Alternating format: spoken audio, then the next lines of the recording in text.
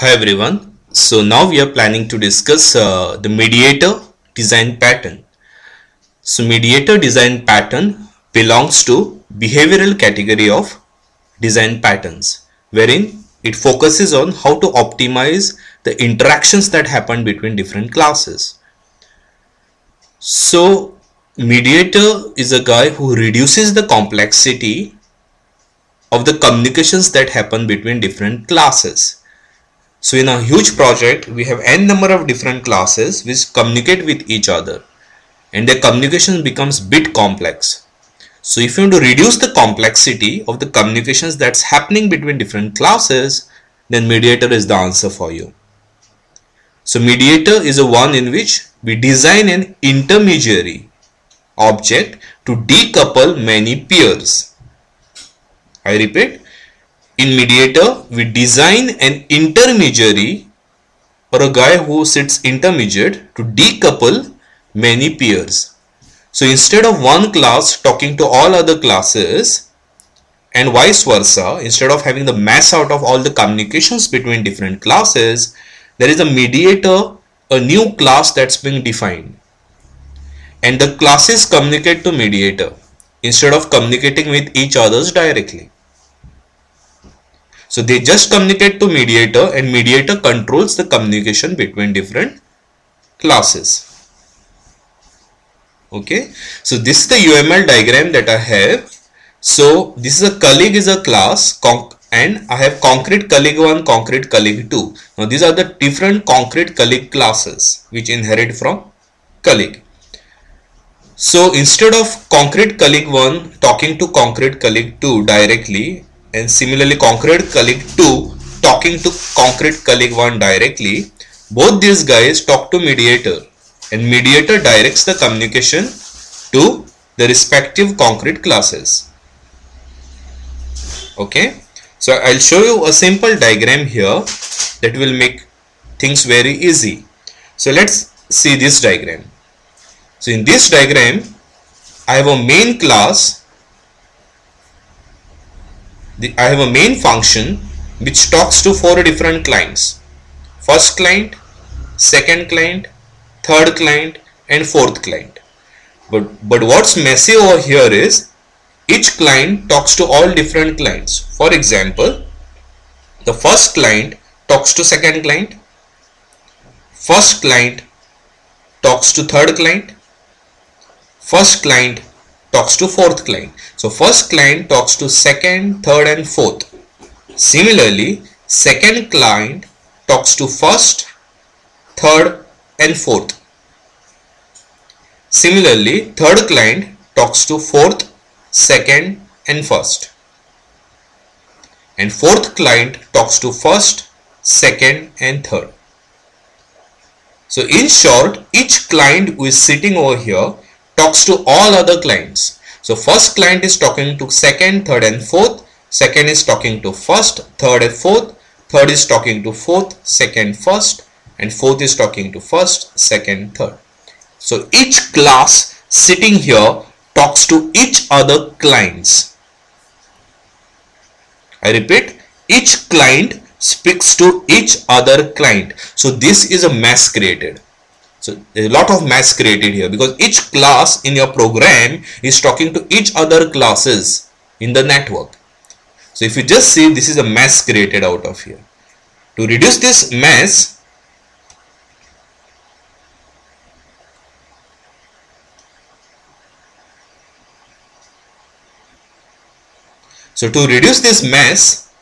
I have this thing for you. And what's this? I'm using a mediator design pattern. See how easy the communication structure is now. So in the earlier diagram that I had shown, first client was talking to all other clients. So first client was talking to second, third, fourth. Second was talking to first, third, fourth. Third was talking to fourth, first, second, and fourth was talking to first, third, second. So each class sitting over here was talking to each other classes in the network. So with mediator, I have defined a new class here called mediator, and each classes, if you just notice carefully, it's just talking to mediator. So first client is just talking to mediator and no other class. Second class is talking to just to mediator and no other class. Third client is just talking to mediator and no other class. Similarly, fourth client is just talking to mediator and no other class.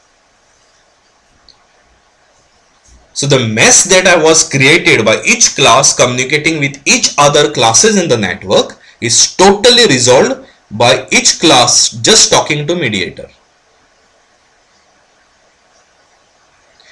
So I've defined a new class called mediator, and each class is just talking to mediator and no one else.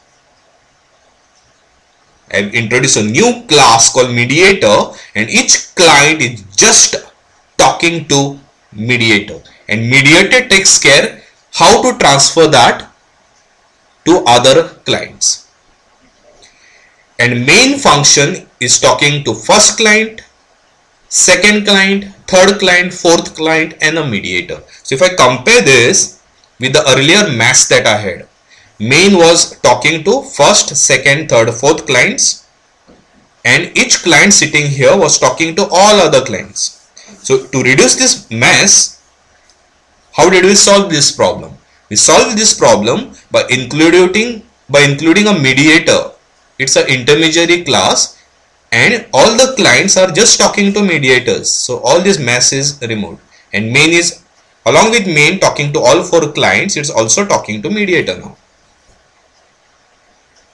Okay, so main along with talking to each of the four clients, it's also talking to mediator, and all these clients, instead of communicating with each other, they just talk to mediator. So it's the task of mediator to route the request to all other classes now. So first client, instead of it talking directly to second, third, and fourth classes, he's just talking to mediator, and via mediator the communication is routed to second, third, and fourth. So the entire mass of communication that we see is resolved by mediator. So now again back to the UML diagram. Now colleague is an abstract class. Concrete colleague 1 and concrete colleague 2 are the actual implementation of colleague class. So colleague 1, instead of directly talking to colleague 2 and colleague 2 directly talking to colleague 1, they now talk to mediator. So mediator is a one guy who sits there, who reduces the complexity of the communication that happen different classes. So mediator is a guy who is sitting there who reduces the complexity that's happening between different classes. Okay.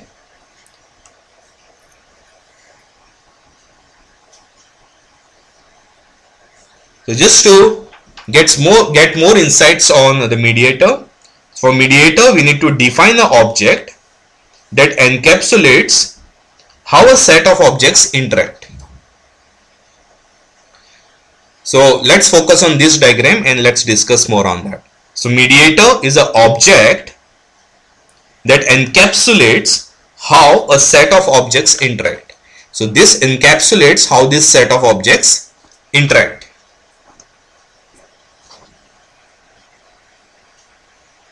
So mediator promotes loose coupling by keeping the objects from referring to each other directly. So now that I have introduced a mediator, it promotes the loose coupling by preventing each of the object to referring to each other directly. So with mediator, each object is not referring to each other directly.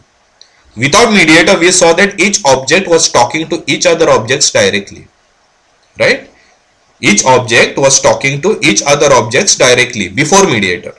But now with introduction of a mediator, it promotes the loose coupling by preventing each object from talking to each other objects directly.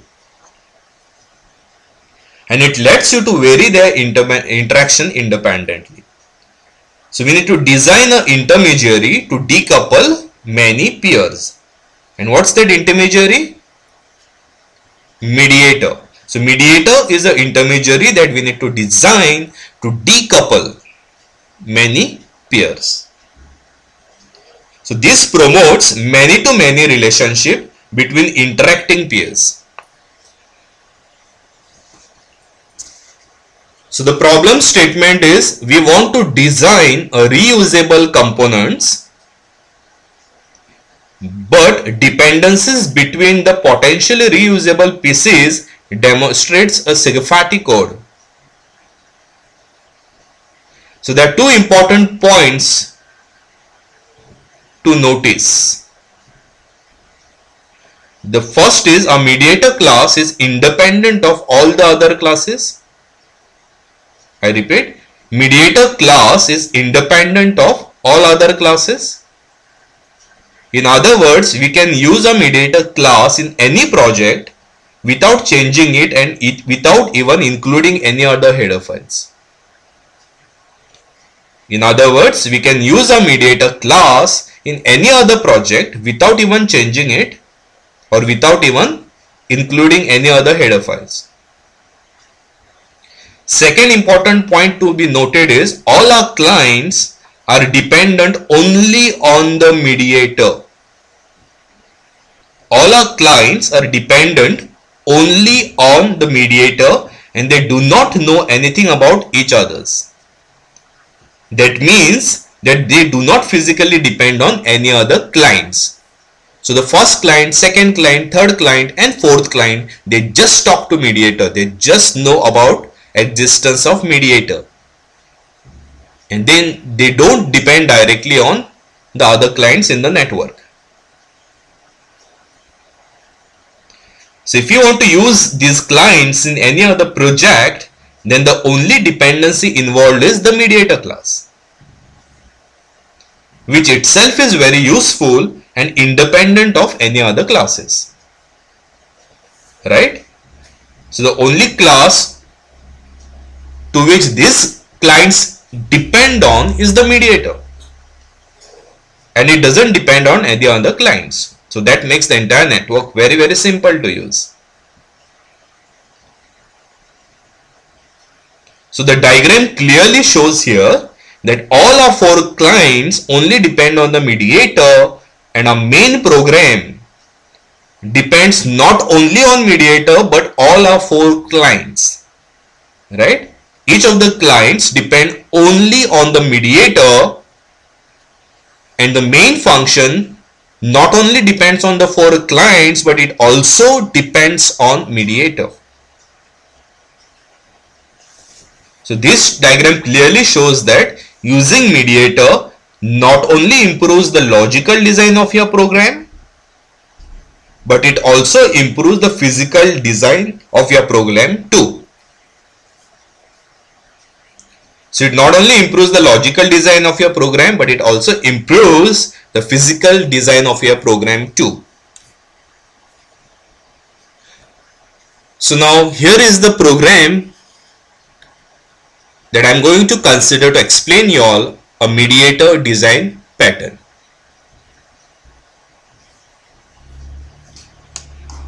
So I have defined a class called a mediator here. Okay, and this is the function pointer whose return type is void and which takes the parameter of type name t. It's a template. I have defined a template class. So mediator is a template class and action is a function pointer which returns void pointer and which returns void and which takes t as a parameter type. This map is a very important map in mediator design pattern. What is this map all about? It has a key which is a string and it has a value which is a list of actions. This map is having key as a string and value as a list of actions. Okay, so when someone calls a register function of mediator class, it passes a message and it passes the action, meaning it wants to register this action for this key. Map is made up of key and a value. So key is a string and value is a list of actions. So when someone calls this register, it registers this action to this key. So how exactly we do that? So once user passes a message and an action to be performed, we call actions.find. So actions.find, and I pass a message, that means it will find this message in this map. Okay, and it will return an iterator. If this iterator is not equal to n, that means this message is already found in this particular map.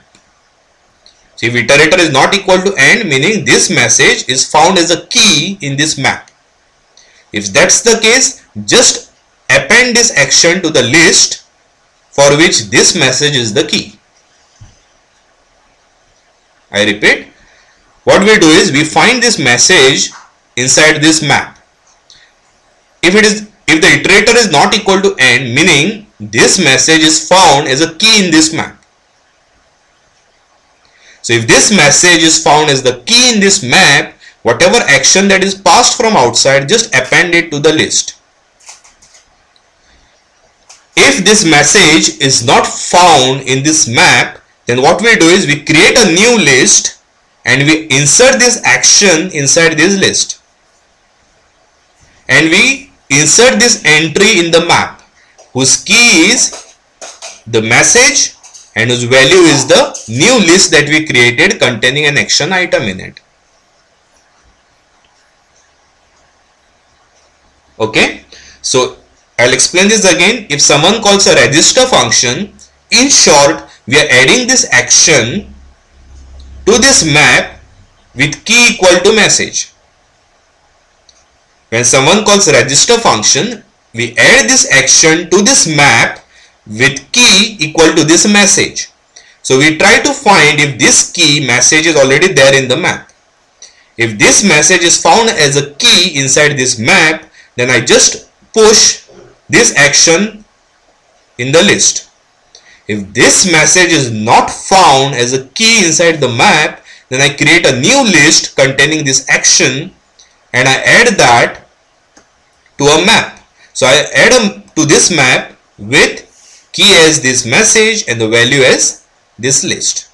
So in short, if the message is found as a key in the map, just append this action to the list for that particular key. And if this message is not found in the map, I create a new entry in the map with key as the message and the list containing this action item.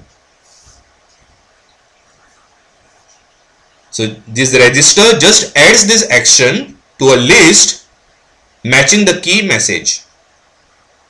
Clear? What does unregister do? Unregister will remove this action from the map matching this key message. Meaning first it will find this message belongs to which key in the multi-map. Once this message is found as a key inside this map, that will point to a list, right? So it will remove this action from that list.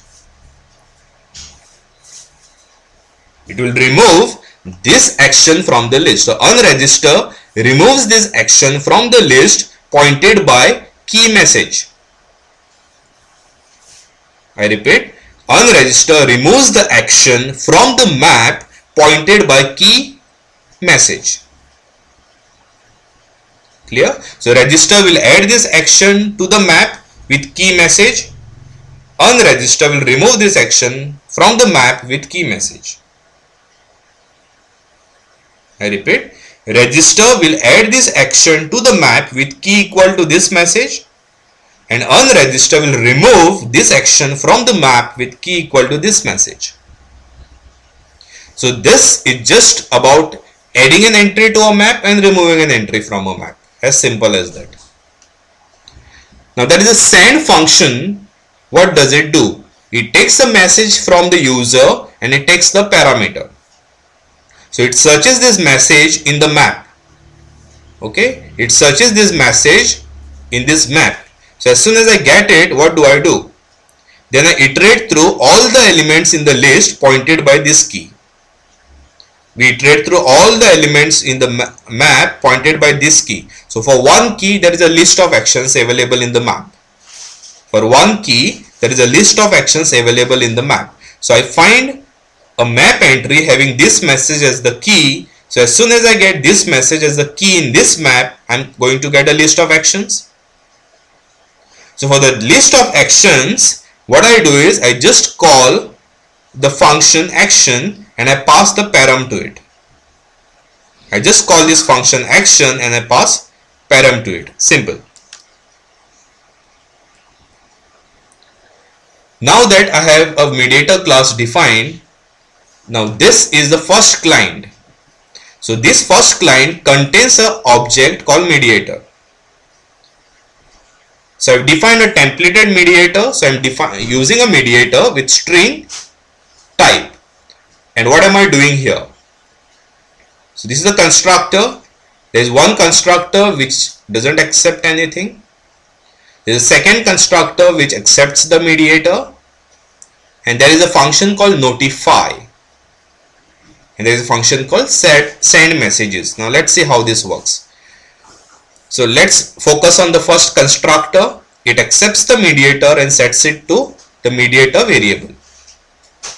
Constructor accepts the mediator from outside and sets it to its variable. Notify function will accept a message from outside and it will print this on the screen. So it will say, I am in first client and I am printing this message on the screen.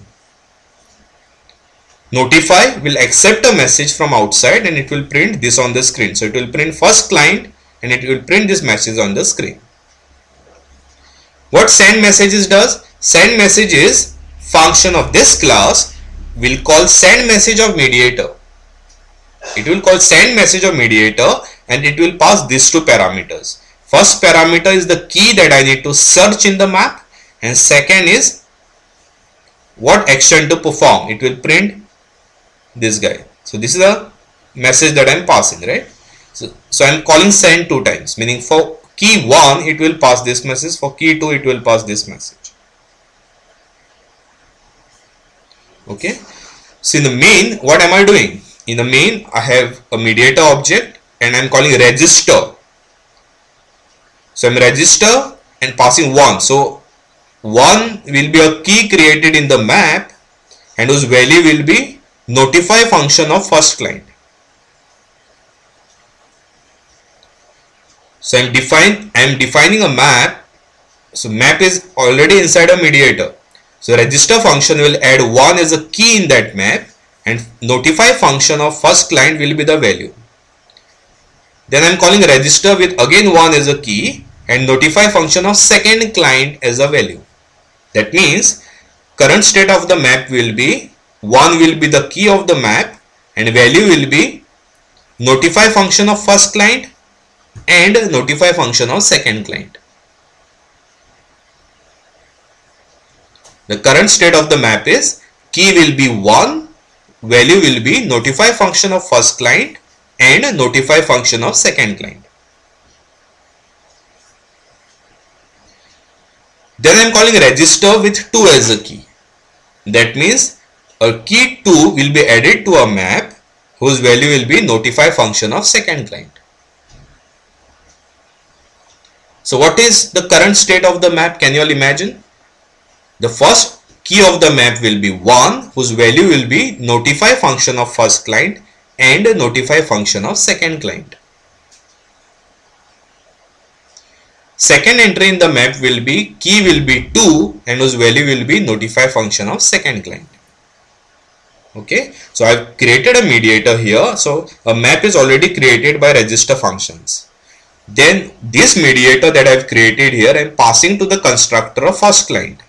So as soon as I pass this mediator, it will be set to data member of that class.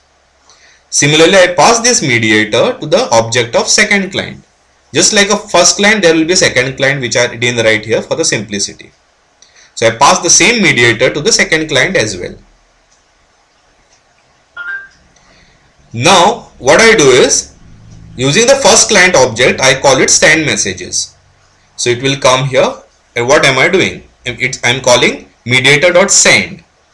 It sends so and so message It passes this to key 1. So for key 1, what are the actions available? So for key 1, actions available are notify of first client and notify of second client. So it will pass this message to notify function of first client. So it will pass this message saying message 1 from first client to notify function. So what will be printed on the screen? First client, message 1 from first client.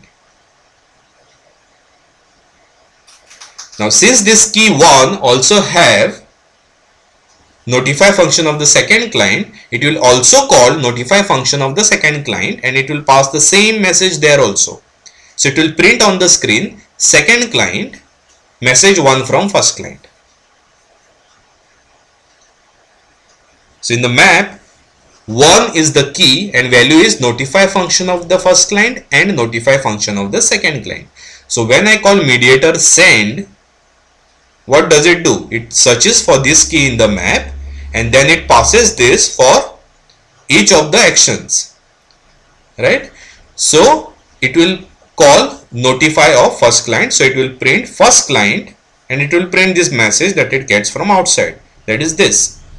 So it will print on the screen first client, message 1 from first client, and it will also print on the screen second client, message 1 from first client, because notify of the second client will be defined in the same way, just that instead of first client it will have second client in it. And then for key 2 it is passing this. So what's there for key 2? For key 2, notify function of the second client is saved. So it will print on the screen second client, message 2 from first client.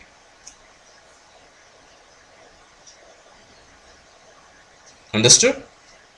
So I'll again explain this. The first is we define a mediator. Class mediator is a templated class in which I maintain a map whose key is a string and value is a list of actions. Okay, so in the register I add message as a key if it is not already there, and I add this action to the list pointed by this key. If this message is already there in the map, just append this action to the list. OnRegister will remove this action from the map pointed by this key. In the send function of mediator, what we do is, for whatever message that is passed, we search this message as a key in this map. So once I find this message as a key in this map, I'll get a list. So iterate through the entire list and pass this param and invoke all these functions. So in my next slide, I had mentioned that when we register for the key 1, I call notify of first client. For key 1 again, I save notify of second client, meaning for key 1, I have a list and that list contains notify function of first client and notify function of second client. And for key 2, I save notify function of second client. So here, when someone calls send of the mediator, it passes a message. So it will pass key 1. So as soon as it tries to search key 1 in the map, it finds that notify function of the first client and notify function of the second client is the value of that key. So it will call notify function of the first client and it will pass that parameter that comes from outside. That is a string, message 1 from first client. So it will call notify function of the first client and it will pass this value. It will call notify function of the second client and it will pass the value. Okay. Now these are the clients. This is the first client whose constructor takes in the mediator and saves it into variable. Then there is a notify function which takes the message and just prints this on the screen. It prints first client and the message that it receives.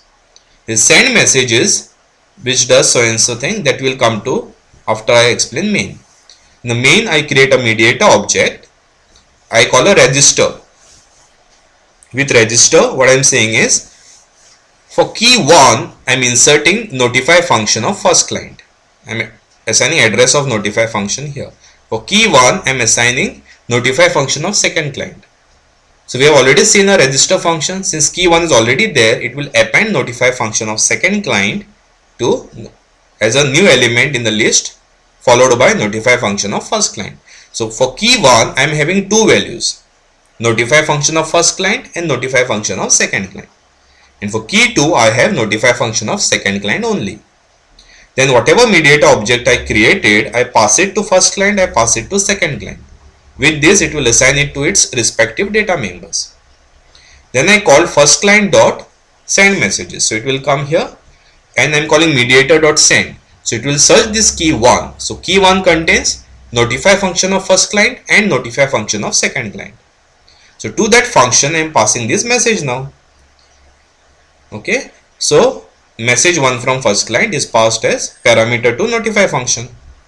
So what will be printed on the screen? It will print first client message 1 from first client.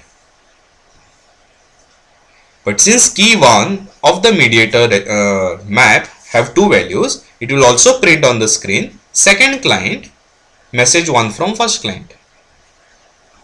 Then I am passing this message for key 2. So for key 2, second client's notify is saved, right? So it will print on the screen second client message 2 from first client. So with this, what we understand is each class communicates with all other classes via mediator. So if you just learned the observer design pattern that I explained to you all, publisher has the authority of publishing the message to all people who have subscribed to it. But mediator is one level higher. Here each class has the authority to publish the message to whichever class he wants to interact with. So in observer design pattern, publisher publishes the message to all the subscribers who have registered to it. But in mediator, it's a cross registering. Each class internally can be publisher on its own, because each class has authority of sending the messages to each other classes. So it's one level higher of observer design pattern. Because observer, just publisher can send messages to the subscribers, but in mediator each client can publish messages to the other classes who are trying to communicate with it. Okay, so with this I am completing the mediator design pattern. Thank you.